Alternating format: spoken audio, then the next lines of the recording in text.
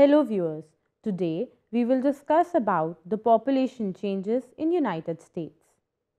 Population change is the size of the population at the end and the beginning of a period. It is equal to the algebraic sum of natural increase and net migration. Population change has three components: births, death and migration.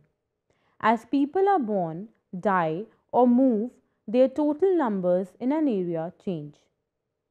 The figure 1 shows USA's population change. It can be seen that the height of the bars is increasing from left to right. In 2010, the USA's population was 308.7 million and increased to around 318.86 million in 2014. Components of population change. There are three major components of population changes: fertility, mortality and migration. Fertility. It simply refers to number of live births women have. Fertility can be reflected through several measures such as birth rate, general fertility rate, age-specific fertility rate and total fertility rate. The birth rate, also called crude birth rate, shown in equation 1 indicates the number of live births per thousand population in a given year. Total fertility rate is depicted in equation 2. It is the average number of children that would be born to a woman by the time she ended childbearing if she were to pass through all her childbearing years, conforming to the age-specific fertility rates of a given year. Mortality. It refers to deaths that occur within a population. The probability of dying during a given time period is linked to many factors such as age, sex, race, occupation, and economic status.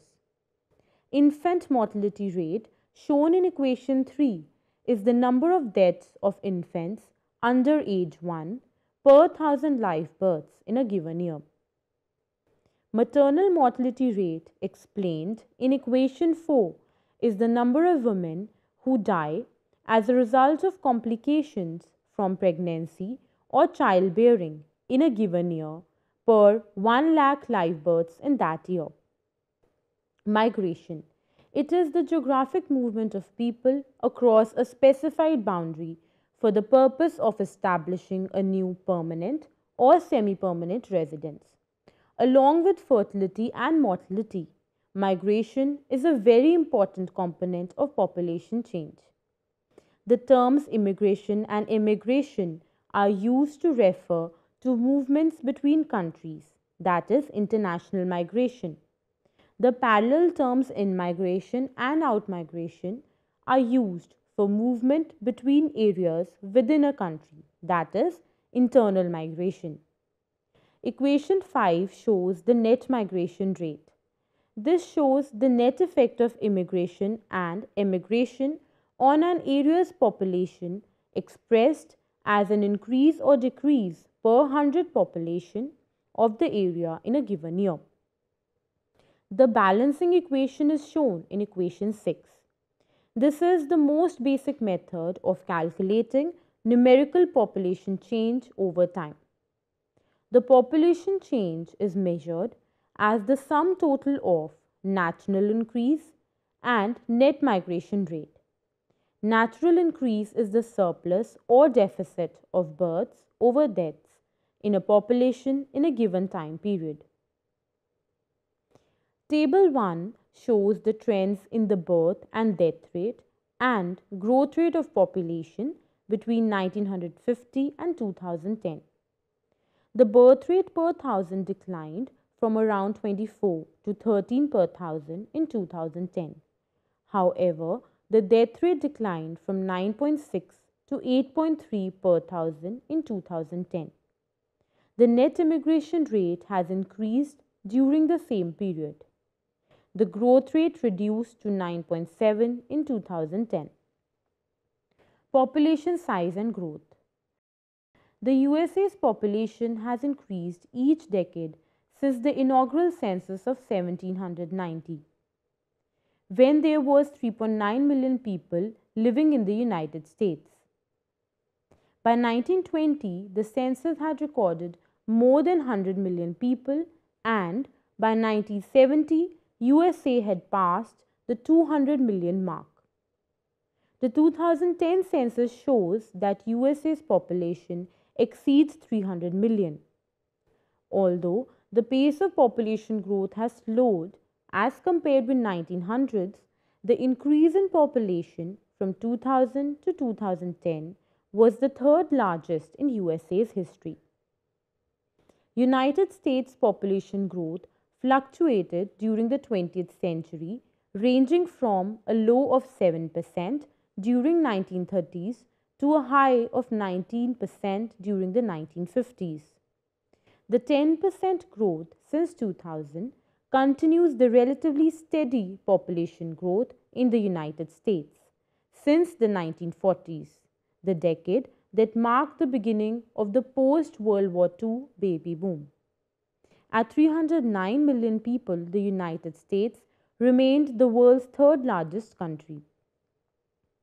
The United States population grew increasingly metropolitan each decade, from 28% in 1910 to 80% in 2000. The 2010 census reported 308.7 million people in the United States, a 9.7% increase from the census 2000. From 2000 to 2010, regional growth was much faster for the South and West, 14.3% and 13.8% respectively, than for the Midwest, 3.9%, and Northeast, 3.2%. The South grew by 14.3 million over the decade to 114.6 million people, while the West increased by 8.7 million to reach 71.9 million people, surpassing the population of the Midwest. The Midwest gained 2.5 million, increasing that region's population to 55.3 million. Overall, the South and West accounted for 84.4% of USA's population increase from 2000 to 2010 and increased from their 77% share of total change from 1990 to 2000. The table 2 shows the percentage of population growth across different regions in United States. More than 50% of the increase was concentrated in South and around 32% occurred in the West. This was followed by Midwest and Northeast. The figure 2 depicts that the population growth for Latinos fell to just 2.5% between 2010 and 2011. There was a similar drop for Asian Americans during the same period to 2.2. The African American growth rate fell to 1%, and for the white non-Hispanic it fell to 0.1%. What is driving population change in United States? Population variations in United States will be explained in terms of the above explained three components, that is, births, deaths, and migration. Fertility. At the height of the baby boom in the early 1960s, annual births peaked at nearly 4.3 million and fell to 3.1 million in the 1970s, then slowly rose again and surged in 1989 with over 4 million births. The major reason for this was a rise in pregnancies and immigrants, especially Asians and Hispanics. Fertility has been the driving force of population growth in the United States. In every decade of 20th century, births far outnumbered deaths, generating natural increase. In 2001, 4 million babies were born in USA, while 2.4 million died. The total fertility rate also fluctuated widely during the 20th century. In the early 1900s, native-born white women were having an average of 3.5 children over their lifetimes. The figure 3 shows the fertility rate changes. In 1946, the average number of children born to a woman in her lifetime was 2.86. By the end of 1964, that number had increased to 3.17. The fertility rate was much lower in the years following the baby boom, although the rate started to increase since 1980. Table 3 shows the total fertility rates have been declining between 2001 and 2010. For all races, it declined to 64. It also declined for white and black. For the white race, it stood at 64.4 in 2010, and for the black race, it stood at 66.3 in 2010. Mortality. Mortality is the counterpart to fertility in the demographic equation. Population change is affected by the ages at which people die, as well as by the number who die. The United States and more developed countries saw impressive gains in infant and childhood survival during first half of the 20th century. Around World War I, 1 in 10 American babies died during their first year of life. By the 1950s, cleaner drinking water, better sanitation, and food preservation, improved nutrition, and introduction of antibiotics help babies and young children survive most lethal health threats. At mid-century, less than 1 in 30 babies died in their first year. In 2000, less than 1 in 145 babies died before their first birthday. In other words, more than 99% of children survived infancy. Mortality rates fell faster for women than for men for most of the 20th century, which widened the gender gap in life expectancy. In 1900, women lived about 2 years longer than men on average. This gap expanded to nearly 8 years by 1975, but then narrowed as mortality declines slowed for adult women. Premature mortality has the greatest impact on population growth because it can remove potential parents from childbearing ages. The extent of premature mortality, often measured as years of potential life lost, was estimated nearly 8,000 years per 1 lakh Americans under age 75 in 1999. The 3 leading causes of premature mortality, cancer, heart diseases, and injury, together accounted for 53% of the years lost before age 75 in United States. Injuries are a leading cause of death for young children, teens, and young adults and disproportionately affect population growth. So, injury mortality has been a major cause of premature death for all population groups. The Census Bureau expects continued improvements in America's mortality between 2000 and 2050. The infant mortality rate is projected to fall to 2 deaths per thousand by 2050. Life expectancy is expected to increase to 83.6 years. The life expectancy trends are shown in Figure 4. In 1960, a 65-year-old individual could expect to live another 15.5 years. By 2000, life expectancy at age 65 had risen to 18 years. Projections indicate further gains of similar magnitude by 2040, at which point 65-year-olds can expect to live an additional 20.4 years.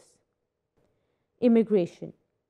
This is a major contributor to USA's population growth, and its importance has increased as fertility among USA-born women remained at or below replacement level of 2 children per woman.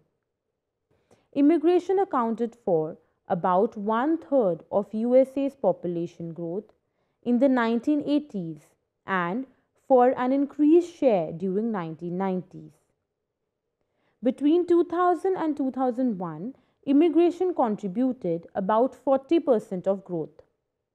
Some analysts credited immigration with an even greater share of growth because of children born to immigrants after arrival in USA.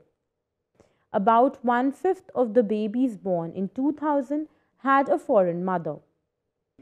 Immigrants and their children contributed to the relatively young age structure of the United States and therefore to continued population growth. America's immigrants have also added to the racial, cultural, and ethnic diversity. An overwhelming share came from Asia and Latin America. Migration is the most volatile demographic variable, and net migration is the most challenging component of population change to measure. Nearly every birth and death is recorded by state agencies, but the movements across national boundaries are not easy to record. The USA Immigration and Naturalization Services logged more than 30 million entries by foreigners in 2000. Most such travelers are tourists and only a small percentage came to settle in United States. People moving out of the country, the immigration component, are even harder to track because the government records border entries but not exits. The Census Bureau estimated immigration at about 215,000 for 2001. Immigration waxes and wanes in response to political and economic conditions that cannot be predicted. The peaks and valleys of legal immigration into USA since 1919 correspond with specific events such as world wars, economic crises such as Great Depression, and legislation that encouraged or restricted immigration. The United States limits the number and type of immigrants admitted for permanent residency, but the categories and limits are complicated and subject to change. Immigrants may enter USA through 4 basic gateways. The first is the family unification or family preference. About 68% of immigrants admitted between 1995 and 2000 passed through this gate.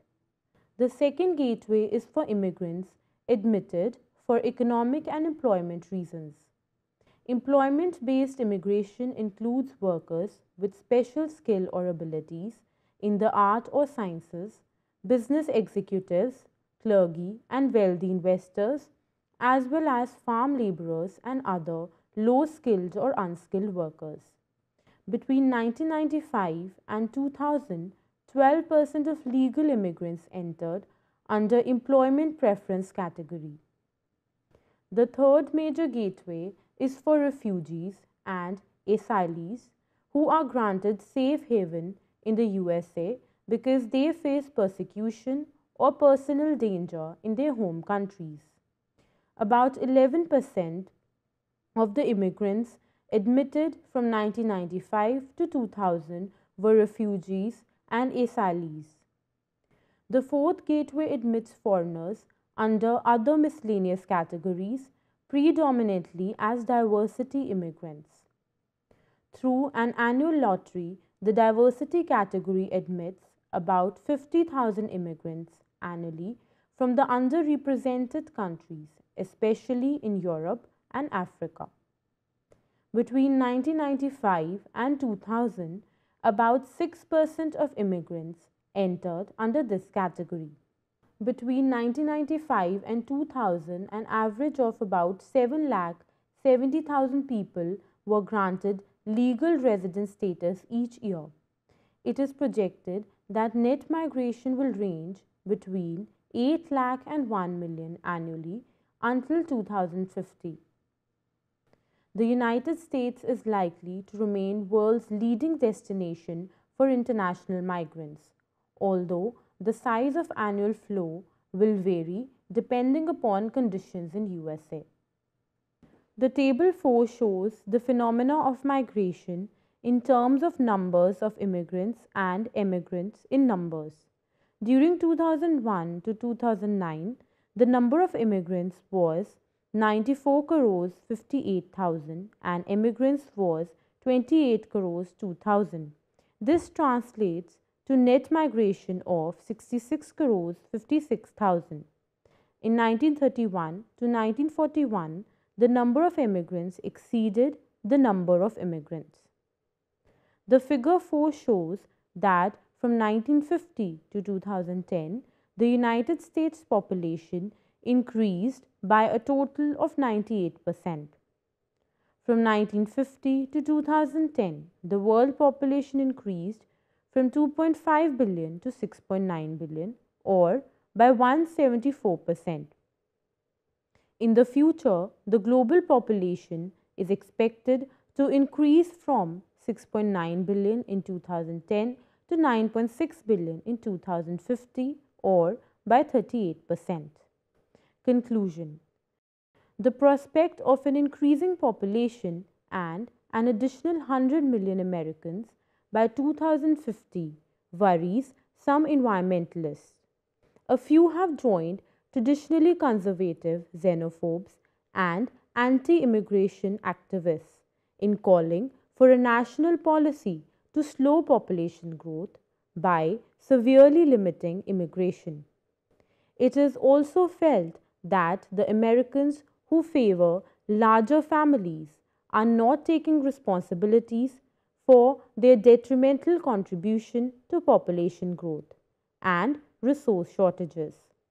On the other hand, a falling population and a dearth of young people may pose a greater threat to the nation's well-being than population growth.